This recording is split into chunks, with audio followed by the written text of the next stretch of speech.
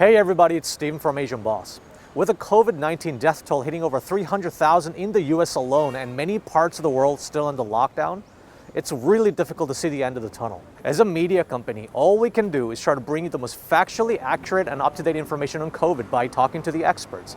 Because let's face it, if we can't even agree on a basic set of facts and continue to politicize the issue, how can we come up with a solution?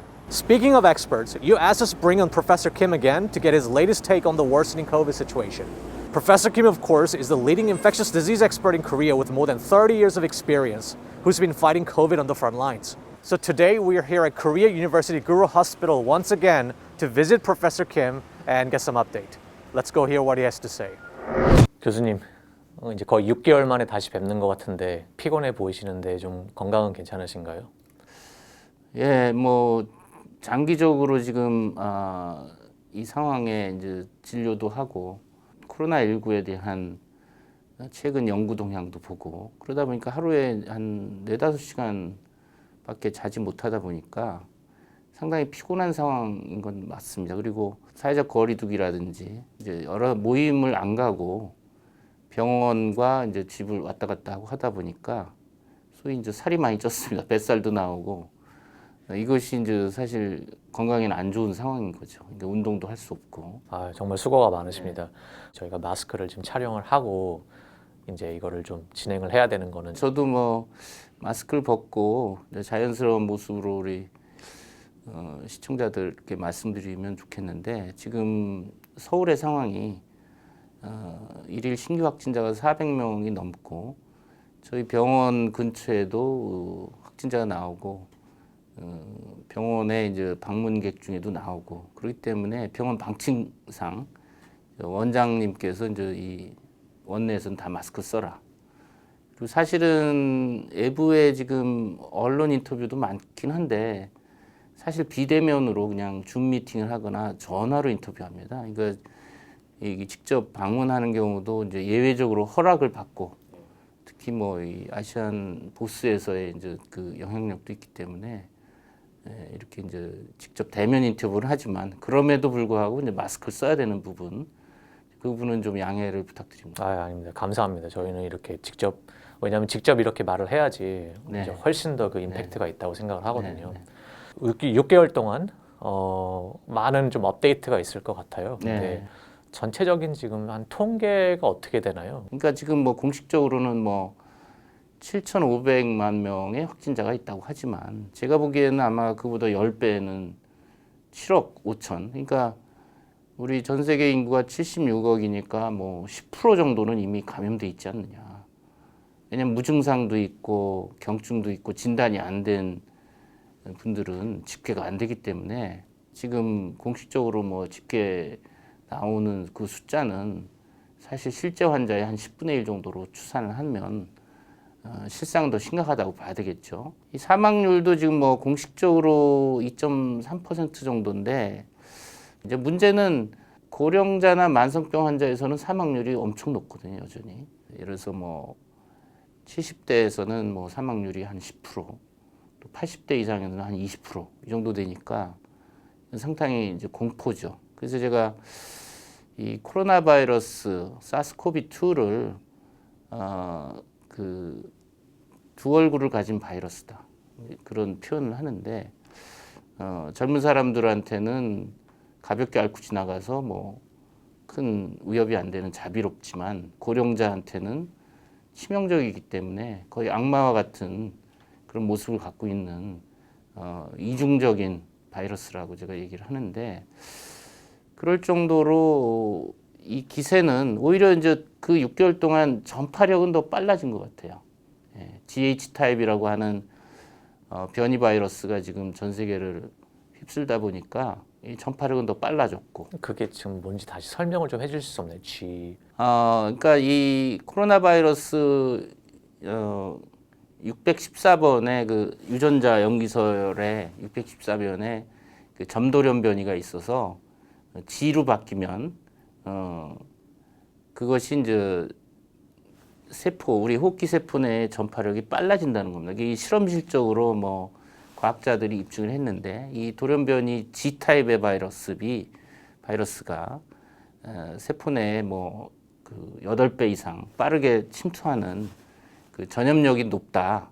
물론 이것이 이제 뭐 일각에서는 실제 현장에서도 그렇게 전염력이 빠르냐 의문은 있지만 실험실적으로는 입증이 된 바이러스거든요. 그 말씀은 이제 코로나 바이러스가 진화가 됐다는 얘기인가요? 그렇죠. 예, 그러니까 코로나19의 원인인 사스 코로나 바이러스 2 숙주인 사람의 지금 대결인 거거든요. 우리 몸의 면역 시스템들이 림프구나 항체가 이 바이러스를 막아서 바이러스를 무력화하게 되고 그럼 바이러스는 그걸 또 이겨내기 위해서 변이를 하게 됩니다.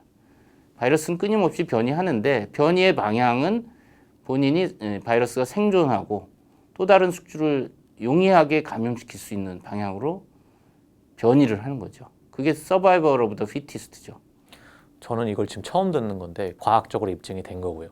시험관에서 입증이 됐고 또 일부 학자들은 실제 이게 사람과 지금 우리가 6개월 전보다 전파력이 빨라지고 많은 환자가 가속도가 붙었지 않습니까? 예. 이제 미국 같은 경우는 세 번째 유행파가 제일 크지 않습니까? 예. 결국 바이러스의 본령, 그러니까 본인의 그 속성은 더 많은 숙주를 감염시켜서 그 자손을 낳고 더 영역을 넓히는 이 방향성.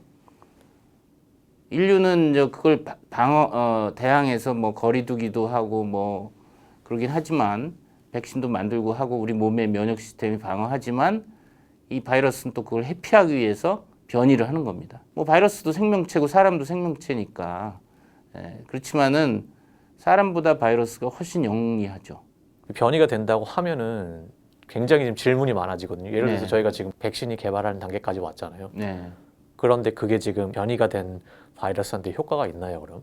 그게 아주 중요한 질문인데 지금 미국에서 이제 오퍼레이션 워프 스피드 결과 이제 파이자, 모더나의 mRNA 백신이 개발이 돼서 실제 지금 허가가 돼서 접종이 시작됐지 않습니까? 예방 효과도 뭐 95%고 또 안전성도 크게 중증 이상 반응 없다. 이건 놀라운 인류의 승전보라고 할 수 있죠. 근데 이제 문제는 지금 질문한 것처럼 만약 바이러스가 변이하면 지금 개발한 백신이 무력화되지 않을까.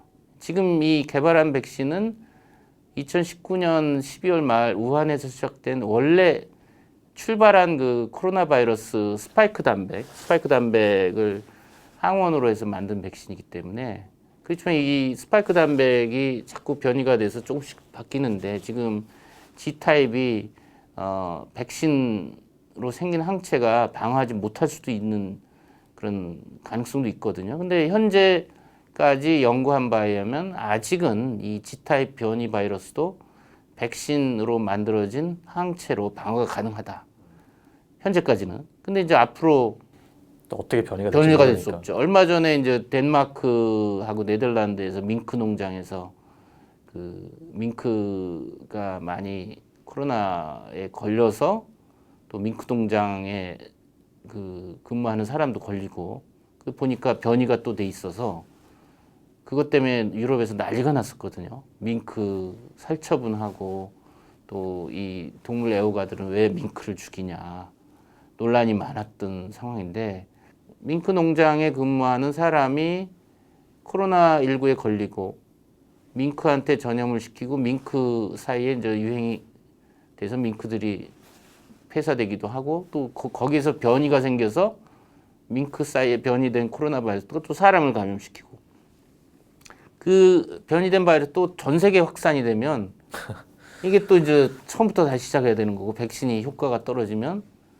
이게 또 새로 개발해야 되는 이런 어떤 악순환이 되기 때문에 그래서 이제 유럽에서 난리가 났었죠. 각국에서 그 덴마크에서 오는 사람들 격리시키고 살처분하고 그래서 지금 일단은 그 변이 바이러스가 확산되는 걸 막긴 했는데 지금 백신을 개발해서 접종을 시작해서 끊임없이 이제 집단 면역을 획득하기 위해 접종을 늘려야 되지만 한편으로는 또 다른 변이 바이러스가 출현해서 이게 백신이 무력화되지 않는지 모니터 감시를 서베일런스를 철저히 해야 될 필요가 있는 거죠. 그럼 방역적 차원에서 교수님이 제일 지금 해외에서 잘 알려지신 그 케이스가 뭐냐면은 WHO에서도 마스크에 대해서 약간 혼동을 일으킬 때 교수님께서 제일 먼저 아니다, 무조건 마스크 써야 된다라고 해주셨잖아요. 그렇죠. 예. 그래서 결국 한국에는 지금 거의 길거리에 나가면 100% 사람들이 다 마스크를 쓰고 있단 말이에요. 네. 그런데도 이렇게 왜 케이스가 확진자가 계속 늘어나고 있는 건가요? 그런 마스크 착용이 지난 뭐 2, 3월, 5, 6월 또 8, 9월에 이제 한국에서 유행이 있을 때 그걸 차단하는 데 큰 기여를 했습니다. 근데 지금 이제 11월, 12월에 들어서는 보시면 뭐 여전히 우리나라 한국 사람들이 이제 마스크를 잘 착용하고 있어요. 그렇지만은 코로나 유행은 이 네 가지 스테이크홀더가 있는데 첫 번째는 바이러스죠. 사스 코로나 바이러스 2라고 하는 원인 바이러스가 있고 이 바이러스가 숙주인 사람, 그러니까 사람이 두 번째 스테이크홀더예요. 세 번째가 이제 기후예요. 지금 겨울이라는 기후. 네 번째가 우리가 소셜 디스턴싱이나 우리 그 방역 당국이 하는 그런 조치들, 거리두기라든지 이 네 가지 요인이 어떻게 반응하냐에 따라서 유행이 커지기도 하고 작아지기도 하는 거예요. 보시면은 바이러스는 지난 초에 뭐 S타입, V타입, G타입으로 지금 바뀌었어요. 근데 바이러스는 지난 11개월 동안 G타입이라는 변이가 되면서 전파력이 빨라졌어요. 이거는 안 좋은 요인이죠. 두 번째 이제 그 사람들, 숙주인 사람들의 예방 조치들.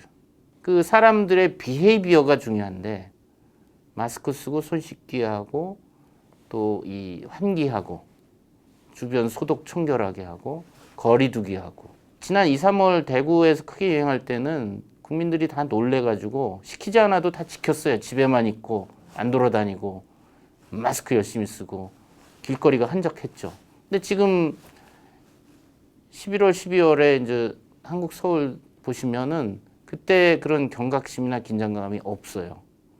마스크는 썼어요. 근데 문제는 마스크를 꼭 써야 되는데 식당이나 실내에서는 밥 먹고 커피숍에서는 폐쇄된 환경이고 사람이 밀접 접촉하니까 거기서 마스크 써야 되는데 거기서 마스크를 벗고 실외, 길거리에 뭐 사람도 없고 그냥 그런 데서는 쓰고 그런 데서 쓰고 그 반대로 된 거. 반대로 된 거죠. 병원에 이제 식당 같은 경우는 이렇게 아크릴판으로 앞에 양옆을 다 막았어요. 칸막이를.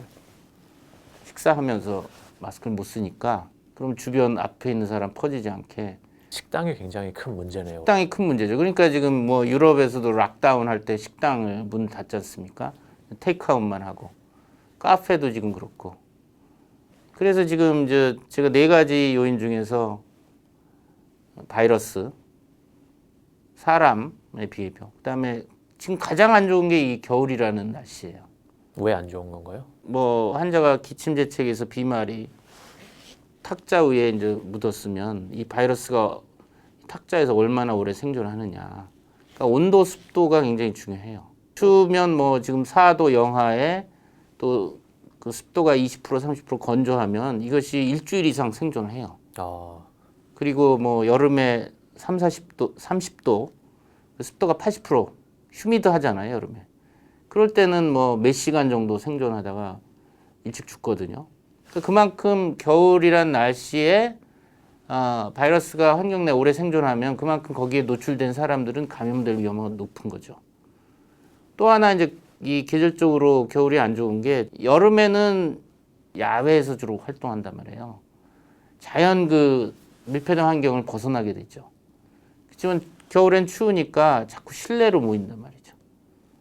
카페나 뭐 이런 실내로 사람들이 모이고 그리고 또 그때 마스크를 또 벗고 마스크 벗고 또 환기도 안 하고 그리고 이제 겨울이 되면은 춥고 건조하니까 그 스트레스 때문에 노약자들은 저항력이 떨어져요. 바이러스에 대해서 감염이 더 잘 되죠. 우리가 이 코로나 팬데믹이 아니더라도 평상시에 겨울에 감기가 많이 돌잖아요. 추운데 이렇게 스트레스 받아서 더 이제 취약한데 이 겨울은 숙주의 면역력도 떨어뜨리는 요인이 되고 또 최근에 이제 미세먼지가 많아요, 한국에. 근데 최근에 많은 연구 결과 이 마이크로더스트가 이 호흡기의 점막에 축적이 되면 노출이 돼서 들이쉬면은 미세먼지니까 폐에 깊숙이 들어간단 말이죠. 그러면 거기에 있는 이 코로나 바이러스가 결합하는 ACE2 리셉터라고 하는 수용체가 증가가 된다고 합니다. 미세먼지를 흡입하게 되면. 그래서 미세먼지와 사스 코로나가 겹치게 되면 전파력을 감염을 더 쉽게 한다는 거예요.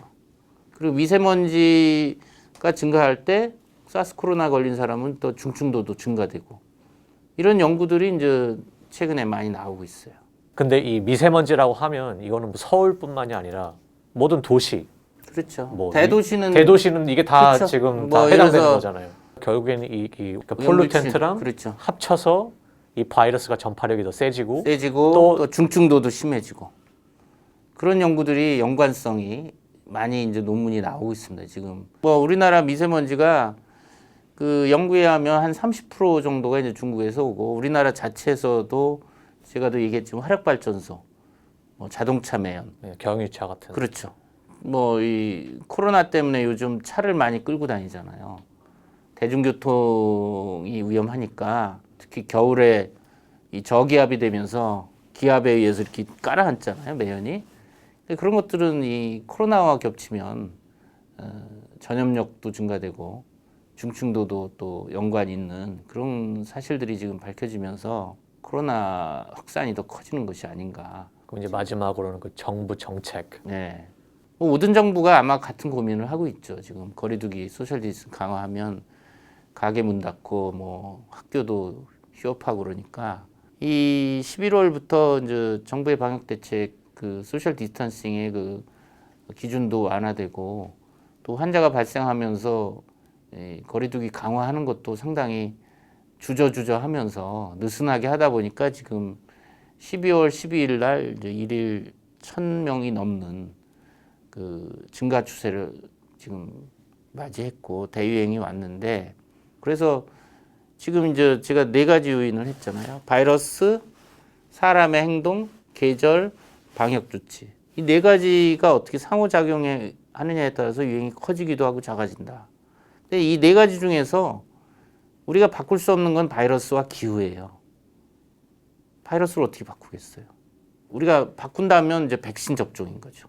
우리가 바꿀 수 있는 거는 사람들의 행동, 수칙 준수, 그다음에 정부의 방역 조치를 얼마나 적절하게 하느냐. 이 2가지가 적절히 돼야 그나마 유행을 줄일 수가 있는데 이 2가지가 지금 사람들의 경각심도 떨어져 있고 정부의 방역 조치도 경제 피해 때문에 이 정치인들은 정치적인 관점에서 이 방역을 보다 보니까 아마 전 세계 여러 나라도 보면 이 사이언스인 코로나19를 정치적인 관점에서 핸들링 하다 보면은 실패하는 걸 많이 볼 겁니다. 이게 지금 굉장히 어려운 질문이잖아요. 왜냐하면 과학이 굉장히 중요하지만 정말 사람들이 지금 이제 경제적으로 너무 이게 지체되다 보니까 정말 자영업자들은 다 죽고 그렇죠. 우울증, 뭐 네. 자살률도 올라가고 정말 답이 없는 상황이죠. 없죠. 이런 걸 사실 근데 뭐 일반 시민들이 이해하기 힘들죠. 하루하루 먹고 사는 자영업자, 직장 출퇴근하는 직장인들. 그렇기 때문에 이제 정부의 리더십이 중요한 거죠.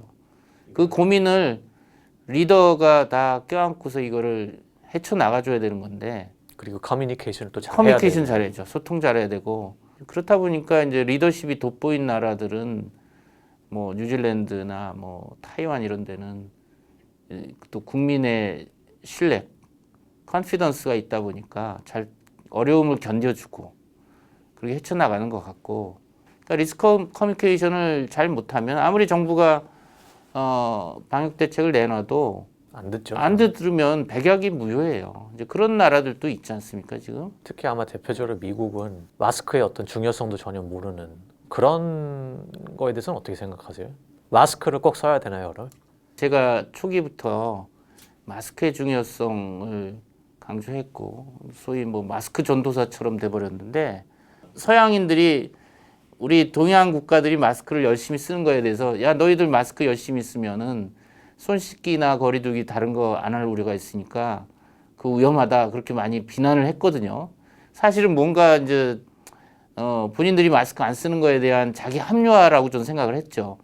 미국이나 뭐 유럽에 그 환자 발생이 폭발적인 걸 보면서 여전히 마스크를 잘 안 쓰기 때문에 저렇게 폭발적으로 속수무책으로 환자가 많이 생기지 않느냐 이런 걱정을 많이 하고 있고 초기에는 올해 2, 3월에는 그 많은 서양의 학자들이 저한테 이메일도 보내고 진짜 마스크 효과 있는 거냐. 마스크가 효과가 입증되기 전에는 우리 안 쓰겠다 이런 태도를 보였거든요. 그래서 저는 참 이해할 수가 없었어요. 이게 왜냐하면 사스나 메르스나 신종플루 때 마스크를 써서 많은 효과를 봤는데 그런 과학적 근거들이 많이 있는데 왜 그거를 안 믿을까? 네. 그러니까 그거를 이제 실험해가지고 실제 공공 장소에서 마스크 써서 효과가 있기 전에는 우리는 안 쓰겠다 이런 자세를 보이더라고요. 근데 지금 이제 뭐 소고학자들도 마스크 쓰는 것이 굉장히 중요하다는 거 다 이제 알지 않습니까?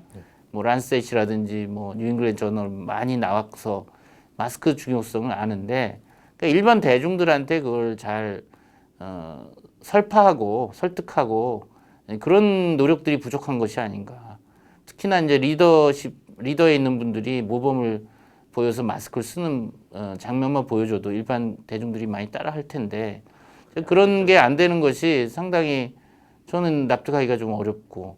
근데 별로 시민들 사이에서는 미국에서는 그게 그렇게 아직도 인식이 써야 된다는 인식은 없는 것 같은데. 예, 그러니까 그게 이제 어떻게 보면은 서구의 오래된 그 민주주의 발언권 중요하고 자기 의사 표현이 중요하다고 하는데 이 마스크 착용이라는 것이 어떤 상징적으로 나의 의사 표현을 억누른 그런 족쇄가 아닌가. 그러니까 뭐 프랑스나 유럽에서 젊은이들이 많이 데모를 하지 않습니까? 아직도 마스크 안 쓰겠다. 그러니까 사실은 뭐 마스크 썼다고 해서 자기 발언권이 침해당하는 건 아닌데 마스크 쓰고도 우리 충분히 지금 대화하고 있지 않습니까? 그러니까 전문가들이 언론 브리핑 인터뷰나 소통을 통해서 가르칠 필요가 있는 거죠. 적극. 그럼 이런 경우는 어떻게 생각하세요? 다 마스크를 썼어요. 근데 요즘 아시다시피 특히 미국에는 이 시위가 엄청나게 일어나고 있잖아요. 그렇죠. 최근 그 대통령 선거의 결과에 네. 대해서도 네. 많은 시위를 하고 있는데 마스크를 다 썼어요. 네. 그럼 괜찮은 건가요? 그렇게 굳이 소셜 디스턴싱을 안 해도? 우리가 마스크가 한 80% 정도 예방한다고 그러거든요. 100%가 아니에요. 어쨌든 간에. 저는 그래도 마스크가 한 99%라고 생각하고 있었거든요. 근데 지금 저도 마스크 했지만 이렇게 자꾸 흘러내려서 올리지 않습니까? 왜냐면 이게 지금 흘러내려서 코가 이렇게 나오면 소용이 없는 거잖아요. 그러니까 시위하다 보면 이게 마스크가 딱 밀착돼서 이렇게 될 리가 없지 않습니까? 예? 소리 지르잖아요, 또. 예. 사실 시위하다 보면 소리를 크게 지르면 이거 뭐 막 새 나올 가능성이 있죠, 주변으로. 지금 뭐 우리 KF94를 착용하셨나요? 예. 그건 숨차잖아요. 예. 몇 시간 못 버틸걸요? 지금도 힘들 거 아니에요. 그렇죠. 안경도 계속 서리고. 그러니까 이제 자기가 알게 모르게 이게 자꾸 내리게 되거나 이렇게 숨차니까 이렇게 벌리거나 이렇게 되는 거죠. 이게 제가 이제 의료이니까 덴탈 마스크를 하니까 이건 그나마 나은데 KF94는 숨찰 거예요.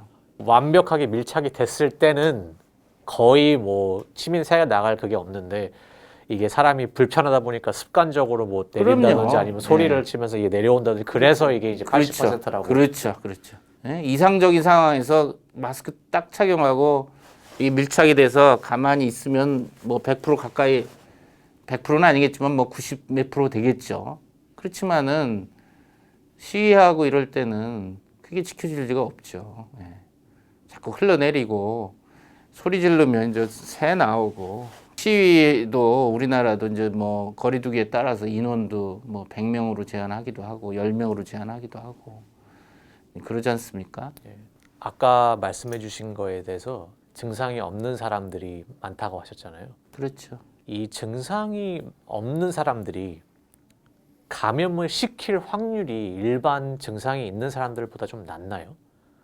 그렇죠. 낮긴 한데 지금 우리나라도 지금 확진자의 40%가 진단됐을 때 증상이 없어요. 무증상.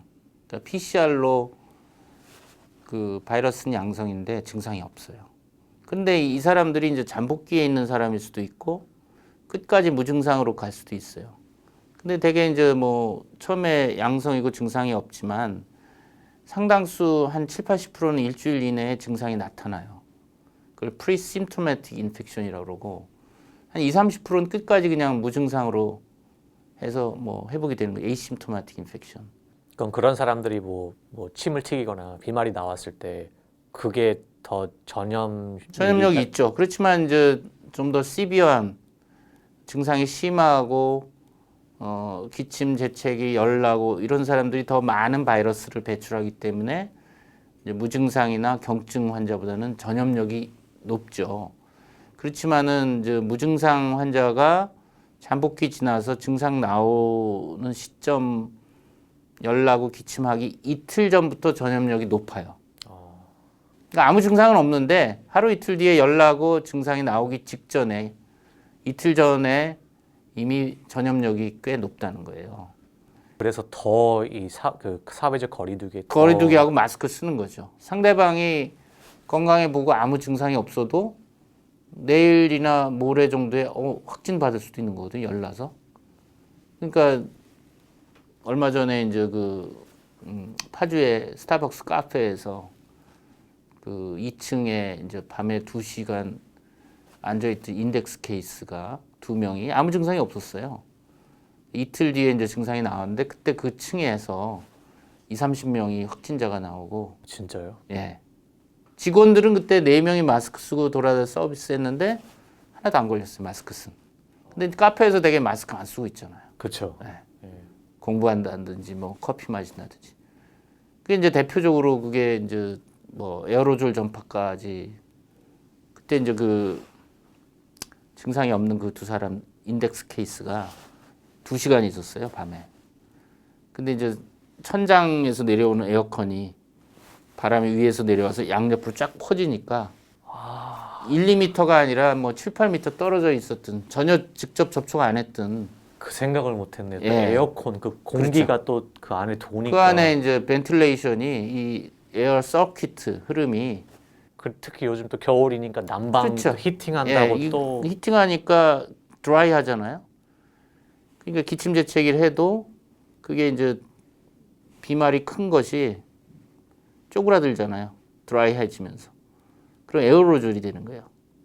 5마이크론 이하분 작은 가벼워지니까 둥둥 떠다녀서 7, 8m 멀리까지 감염시키는 거죠. 처음에는 이런 게 에어로졸 공기 전파 가능하냐 뭐 의구심이 많았지만 지금 11개월쯤 되면서 이런 사례들은 수도 없이 많죠. 에어로졸 전파가 실내에서. 그러면 지금 이제부터 어떻게 해야 돼요, 저희가? 백신이 나올 때까지는 그럼 이제는 전혀 답이 없는 건가요? 그러니까 이제 뭐 뉴질랜드나 대만처럼 애시당초 유입을 최대한 차단하고 이렇게 걸어 잠그고 이제 백신이 도착하면 백신으로 전 국민 접종해서 집단 면역 70% 올리면 깔끔하게 끝나죠. 유행이 커지지 않고. 근데 지금 문제는 이 북반구에 있는 다수의 나라들이 뉴질랜드, 대만처럼 하기에는 조금 너무 늦었다는 거예요. 소위 엎질러진 물이라는 그런 주워 담기가 힘든 상황이 된 거죠. 지금이라도 이제 과감하게 해서 밸런스를 맞춰서 최소로 환자 발생을 줄이고 해야 되는데 그러기에는 소셜 디스턴싱을 강화하면 경제가 너무 지금도 가뜩이나 어려운데 굉장히 경제가 피폐해지니까 그게 어려운 거지. 지금 이제 유럽이 그렇잖아요. 유럽이 11월 달에 급격하게 환자가 늘면서 4 내지 6주 락다운을 했는데 락다운을 해서 환자가 많이 줄었어요. 근데 이거를 풀면은 또 늘기 때문에 지금 크리스마스 또 뉴 이어스 이브라고 해가지고 뭐 신년까지 다 어떻게 보면 이제 가족들도 모이고 여행도 많이 하는 시기니까 이걸 락다운으로 무조건 막을 수도 없고 이제 일시 풀어주고. 그러니까 미국 같은 경우도 보시면 땡스기빙 때 환자 발생이 좀 줄은 것처럼 보이지만 그건 여행 가고 검사를 안 해서 줄은 거지 실제 줄은 게 아니고 땡스기빙 할러데이 이후에 오히려 폭발적으로 지금 늘고 있잖아요. 근데 이제 크리스마스하고 다시 또 사람들이 많이 모이면 또 올라갈 가능성이 있죠. 그러다 보니까 이게 이제 지금 가장 위험한 순간이죠.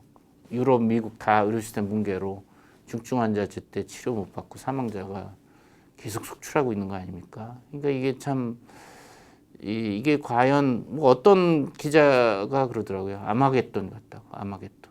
21세기 이런 상황은 진짜 우리가 공상과학 영화에서나 보는 현상 아닙니까 지금?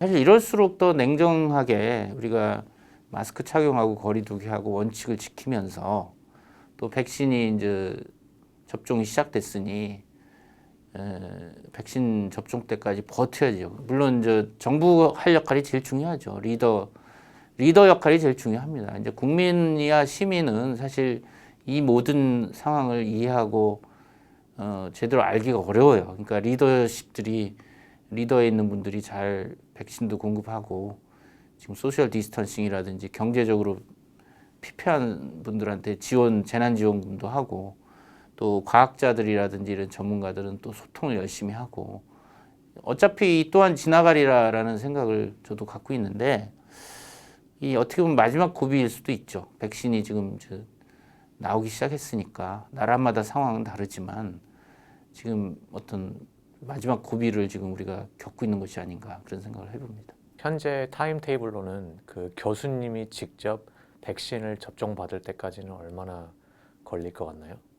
지금 대한민국 정부에서 계획에 의하면 아스트라제네카 백신을 1,000만 명분 2천만 도즈를 2, 3월에 이제 확보해서 놓겠다. 그리고 다른 회사 제품까지 해서 전체적으로 4,400만 명분 88% 대한민국 인구 5천만의 88%를 확보해서 접종을 하겠다는 건데 지금까지 선구매 협약으로 약정이 된 거는 아스트라제네카 1,000만 명분이 다고 나머지는 지금 진행 중이기 때문에 결국 대한민국에서도 내년 후반기나 돼야 집단 면역을 달성할 수 있지 않을까. 그리고 미국 같은 나라는 이제 내년 초부터는 그래도 그 예방 접종을 할 수 있을 거고. 지금 미국은 의료인 먼저 접종하고 있지 않습니까? 간호사 뉴욕에 뭐 있는 그 간호사가 접종을 먼저 시작을 했고 이제 영국은 고령자를 먼저 접종하기 시작해서 90대 할머니가 접종받았지 않습니까? 그래서 미국의 경우는 제가 기억하기로는 내년 1월에 5천만 명, 또 2월까지 1억 명을 접종을 한다고 합니다. 이거 뭐 간단한 일이 아니죠. 백신을 대량 생산하고 또 화이자 백신은 마이너스 70도까지 초저온 냉동을 하고 보관하고 운송하고 또 클리닉에서 접종하고 미국 인구가 뭐 3억 3천만 명이라고 하니까 사실 내년 전반기에 전 인구 접종하기에도 빠듯할 겁니다.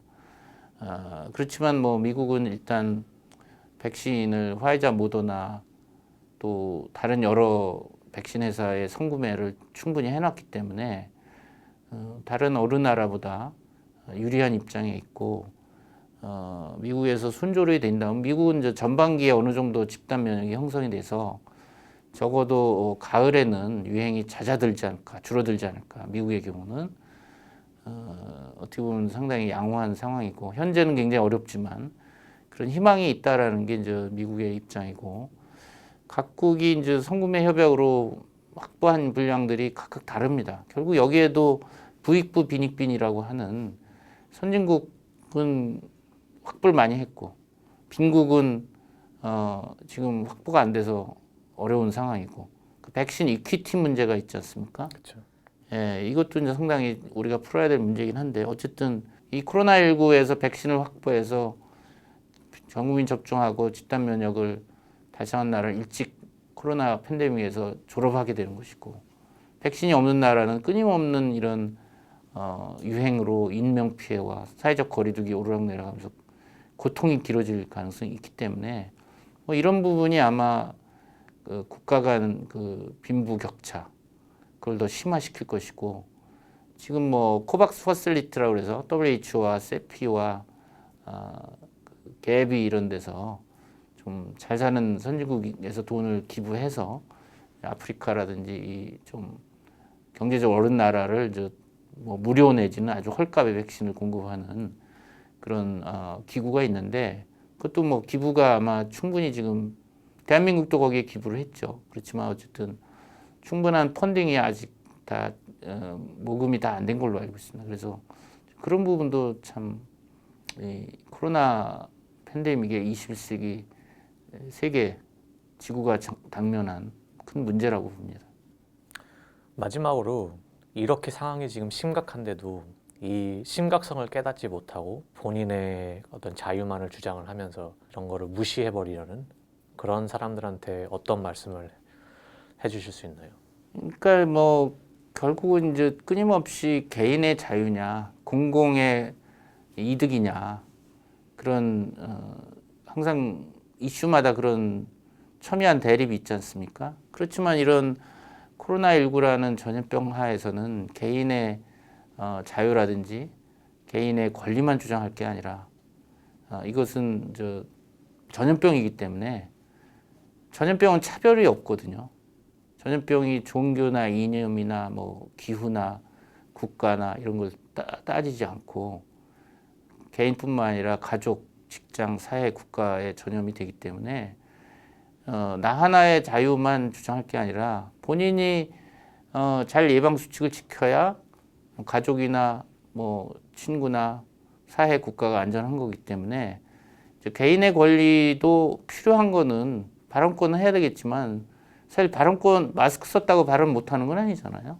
불편은 하겠지만 코로나 시대에 모든 인류가 다 같이 겪고 있는 문제이기 때문에 나 하나의 그 편리만 주장하는 거는 상당히 위험하다. 바쁘실 텐데 이렇게 시간 내주셔서 정말 감사하고 네. 전 세계 사람들이 이제 교수님과 모르는 의료진들을 다 응원하고 있으니까 네. 조금만 더 열심히 네. 견뎌주셨으면 합니다. 네. 저도 뭐 가끔 이메일이나 연락을 보면 정보가 없어서 어떻게 해야 될지 모른다.